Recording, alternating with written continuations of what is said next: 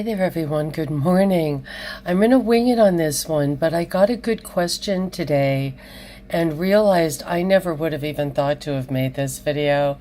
And it is really important because I used to teach at the Waldorf school, and I had even seen this video a couple of days ago. It was a really good video from the Call for an Uprising channel about Waldorf being satanic. And I was like, hey, I was there. I should let people know what my own experience was like. And there were some very strange brushes with high strangeness there. I'm not out to sort of bash them, but I definitely want to bring up some questions that I definitely had.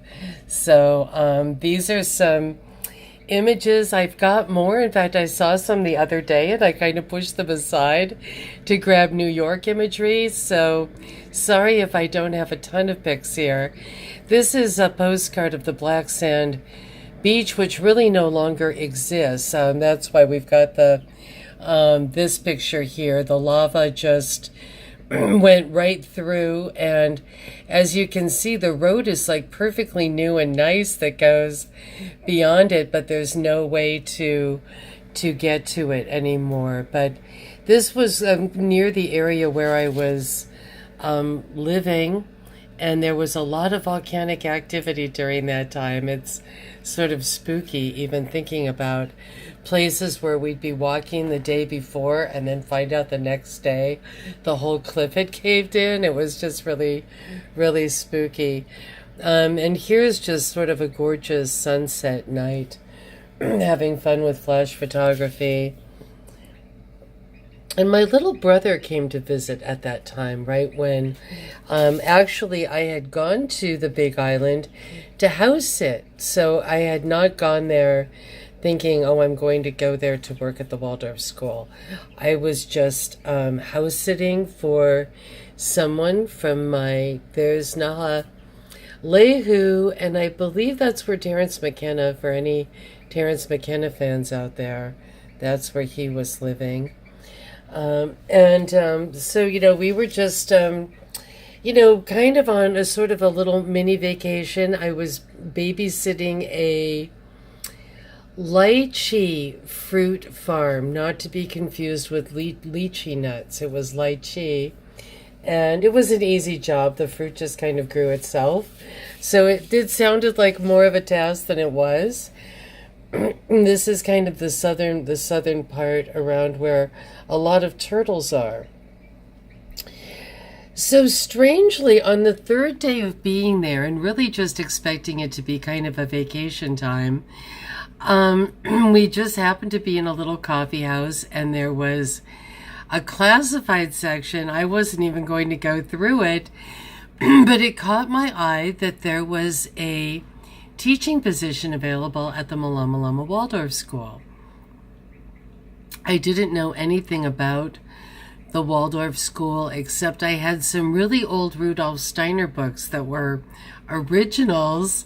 I'm really sorry to have kind of lost them over the years, that were about his farming techniques. So Rudolf Steiner was kind of this figure, maybe we think of him from the 20s, the early 30s, who had been really an academician more than anything, and had gotten a sort of plum job as Goethe's editor. Of course, Goethe was long dead, but he got the job in Vienna or whatever to be the editor of Goethe's works, and was really with kind of the chemistry people, the philosophy people of Vienna at that time. And he may have even, I think, known, Freud and all those people. And he just thought that they were kind of lacking something. I think he, would hear all their little dry stuff, and then he'd go and see fairies in the forest and things like this. So, he was an interesting person, and he definitely had certain ideas about education as well. He never would have really started a school, except the Waldorf cigarette people. We always hear about the Waldorf Astoria Hotel, but the money for Waldorf Astoria it was a German cigarette factory, and the Waldorf guy, gave Steiner a buzz and said, why don't you start a school for the children of the people who are at my factory? And Rudolf Steiner said, great, I'll do that. And the first thing he did was get rid of all the teachers. And this is so interesting because the Evergreen State College offers 3 sort of degrees beyond their own BAs, and that's, to be a state shirker, the public admin, and the other one is a teaching degree. Actually, it might just be those 2. And, so then you've got people who don't know anything, but they've learned a sort of teaching technique without having life experience. So Steiner was the opposite of the Evergreen State College in that regard. He said, I don't want people who've learned how to teach. I don't want teachers. I want people who know how to do things. I'm going to go bring the town cobbler in to show people how to make shoes. I'm going to bring the forest guy in to tell people about trees. So he was more interested in kind of a homeroom teacher who's with the children and then farming the children out kind of later in the day to people who really are specialists in their field. How can you really know something, unless you, learn it from the master? So, he definitely had some good points. I've seen, unfortunately, Waldorf in action as well. I think the low point was, at least it wasn't at the school where I taught, but a couple of years ago, my daughter was in a kind of evergreen leftist, just Marxist horribleness at a public school here. But it was a public school. I think I drove by it actually and showed you guys a public school tincture of kind of where people had concentrated that were the kind of hardcore left here. And it was sort of the opposite of the more spiritually aligned Waldorf. And I thought, and I kind of had thought, should I teach there again? What's going on with Waldorf? And drove out there one day with this kind of cynical friend who is a little soldier up at Fort Lewis, and he said, let's go. Let's go check out this little Waldorf school. And I'm like, great. So we went. It was pouring down rain. And my daughter was with us as well. And it's in this weird location. It's way, way, way out in the country. And I have a friend who started the Waldorf actually in... where did she start? She started the one in Seattle, and she had told them here, don't be in the country, but they were way out in the country, super mismarked, and we ended up going around the back part of it. And when we went around the back, there were it was pouring down rain, even more than my latest videos. There were these little children out in the back digging. They were digging in the mud. The guy I was with, of course, he's like this really cynical, Fort Lewis guy. And he's like, what are they doing? Making them dig their own graves? I mean, it was so creepy. It looked like a North Korean camp. And it seemed like who would want to, be spending money on something like that? Like who would want their children to just be, catching pneumonia, digging a ditch? It was just really, there was something very weird and creepy about that experience. But anyway, I ended up going, and, it was like the school itself was quite beautiful. There were these sort of little octagons, many, many of them, kind of for each grade. And it was on like 20 acres of wooded land, except for the kindergarten, which was in an old farmhouse kind of down the road a bit. But you know, it was strange. I do remember there were these weird kind of pictures. You know, in the beginning, I'm sort of learning Rudolf Steiner is this kind of fanciful person. But then I started looking at his artwork, and it like wasn't jiving with what I was hearing. And I didn't know a lot of people. I was only on the Big Island to house sit. So I didn't have a lot of people to kind of, you know, bounce us back and forth on. And then sometimes we would have these strange kind of songs that would, you know, sing the praises of Lucifer. And they would even have these children, you know, have like little swords and things, and they'd talk about going into the light. So I was really confused, and I was like, wait a minute, you know, my father was a Unity minister. I might not know a whole lot about certain biblical things, but I always thought Lucifer or Luciferian meant satanic. I just, for some reason, I did. And so the whole thing was really strange, because when I would start to bring it up to people, they would just like kind of giggle or something, or go, oh, you know, like I never would get a direct answer. And it was kind of a strange Waldorf school too, because not everyone there was like 100% Waldorf. In fact, the place kind of started to fall apart at the end, and the woman who started it left, and there was just kind of a guy from the neighborhood who took over.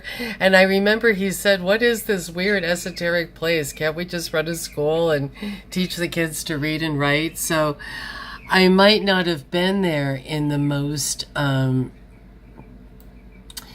know, in the deepest depths of it, but the kindergarten teacher was like a full out, she was like beyond, right? She was one of these really dogmatic people.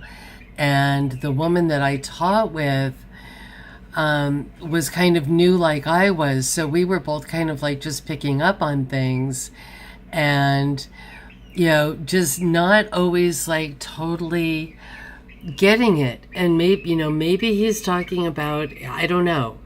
I mean, that is what's so weird about it, is that I truly don't know what was going on. At some point, I remember being like really angry, like really confused, and going, you know, is this place satanic, or is it good, or like, what's the deal?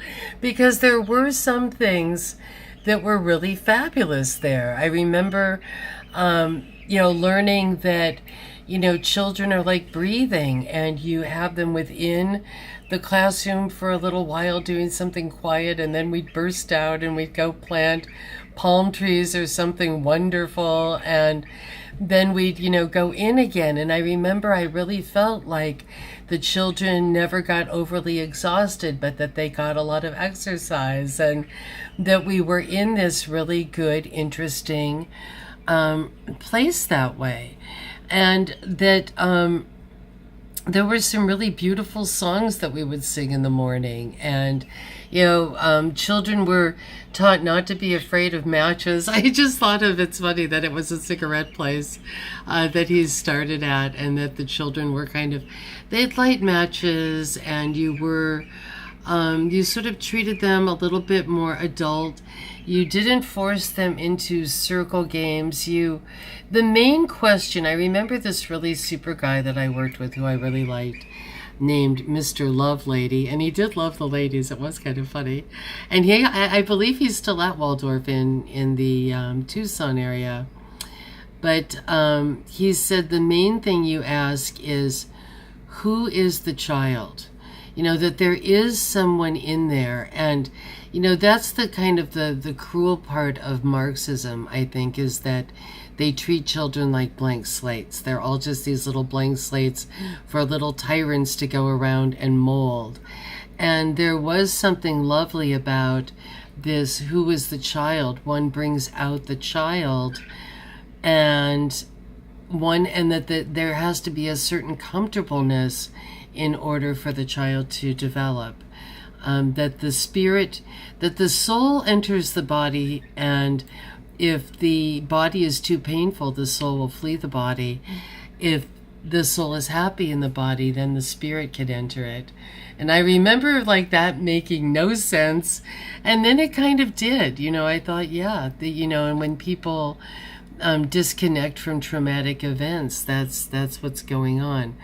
So maybe he was just saying, hey, this is what happens. People kind of malign Theodore Adorno because he figured out that you could, turn people's minds to mush with AM radio music and soap operas and things like that. But was he the evil one, or was he just the one kind of pointing it out and saying, if you do this, this happens, right? So, it is weird though, and maybe Steiner was just trying to show something, but I just remember like in the song, suddenly, there'd be this, kind of homage to Lucifer or something, and I just really didn't get it. There's all kinds of little fanciful stories about Steiner. Here's one of his. They call these Goethe and anthems or something. Many were burned down by the Nazis. They like to always say that Steiner was the first casualty of Hitler's, and that he and Hitler would have like these kind of wars, in the astral plane. Things get really kooky and out of hand. And yes, there is a relationship to theosophy with all of this. Someone broke off from someone else. He was theosophy as opposed to anthroposophy, and that's just probably like all this kind of little gossipy kind of parlor drama stuff that was going on.